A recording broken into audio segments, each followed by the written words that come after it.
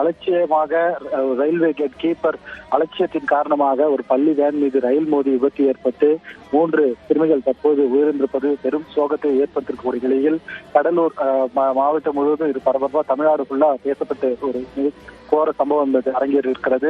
தற்போது சாருப்பிரியாவின் உடல் என்பது உறவினரிடம் ஒப்படைக்கப்பட்ட நிலையில் அவருடைய தம்பி செய்யினுடைய உடல் என்பது புதுவை ஜிப்மர் மருத்துவமனையிலிருந்து இன்னும் சற்று நேரத்தில் இங்கு வருகை தர இருக்கிறது. அவரது உடலும் இங்கு வந்த பின்னர் இந்த கிராமமே சோகத்தில் மூழ்கி அஞ்சலி செலுத்த உள்ளார்கள். தொடர்ந்து இவர்களது உடல் என்பது நாளைய தினம் அடக்கம் செய்ய ஏற்பாடு செய்யப்படுவதாக உறவினர்கள் தகவல் தெரிவிக்கப்பட்டிருக்கிறது. கிராம மக்கள் உறவினர்கள் என இங்கு கண்ணீர் மல்க ஒரு கதறல் சட்டம் என்பதை கேட்டுக் கொண்டிருக்கிறது. அதே போல் பள்ளியில் பயிலக்கூடிய சக மாணவிகள் என்பது தற்போது அஞ்சலி செலுத்துவதற்காக வருகை தந்திருக்கிறார்கள். உடன் ஆசிரியர்களும் பலர் வந்திருக்கிறார்கள். அதே போல் பள்ளி மாணவியினுடைய பெற்றோர்களும் சாருமதியின் உடலுக்கு அஞ்சலி செலுத்த வருகை தந்திருக்கிறார்கள். வந்து அவர்களும் கண்ணீர் மல்க அழுகக்கூடிய நிலையும் ஏற்பட்டிருக்கிறது.